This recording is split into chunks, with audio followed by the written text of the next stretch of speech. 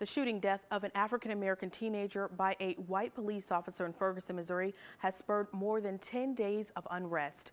Media reports show some protesters tear-gassed, sprayed with rubber bullets, and standing among armored vehicles.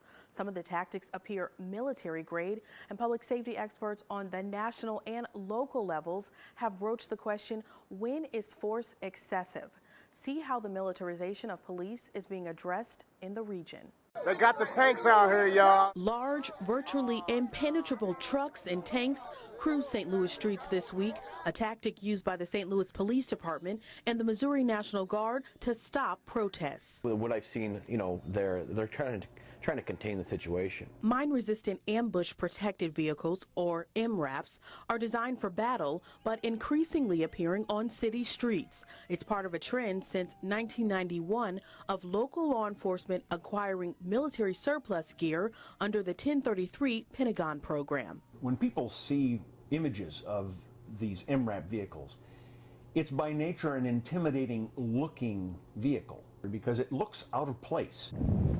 But more commonplace in places like Porter County. Sheriff David Lane says his team has 2 armored vehicles, including one unused military truck called the Peacekeeper, passed down from the armed forces in 1999. The Sheriff's Department here has actually utilized this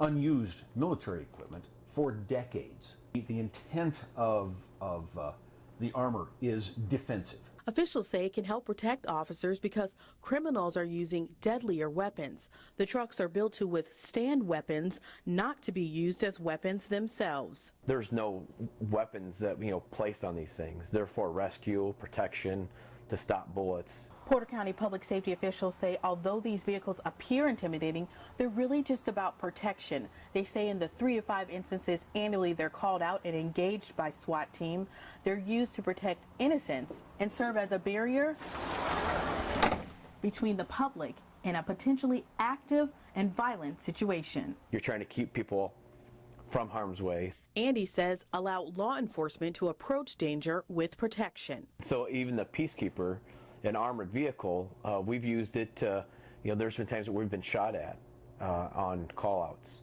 And we've moved that right in front of the house so that we can protect our officers and still contain the situation so it doesn't go anywhere. Captain Jeff Biggs says the county's SWAT team has used the Peacekeeper on 40 operations in the last 5 years, including a 2013 standoff in Jackson Township. A barricaded subject was shooting at us when he saw our officers at the front of the house. Suspect Eric Martin was charged with attempted murder after firing at police during a 9-hour standoff. Got a lock phone? Yes. Our detectives went in and you could see where it looked like he was tracking our officers as they were moving in front of the house. If we didn't have that vehicle, then our officers, would have been, further away. If it ever became out of our control, our first thing we would probably do is call surrounding agencies for assistance. Department of Defense records show Indiana has 8 MRAPs, including one owned by Maryville-based Northwest Regional SWAT Team. The SWAT team purchased the used armored vehicle from the Army for $1. Lane says the vehicles are usually donated to law enforcement agencies and that his office does not use taxpayer money if the trucks are purchased. Proceeds from drugs or other assets are acquired from people convicted. We acquire either the equipment or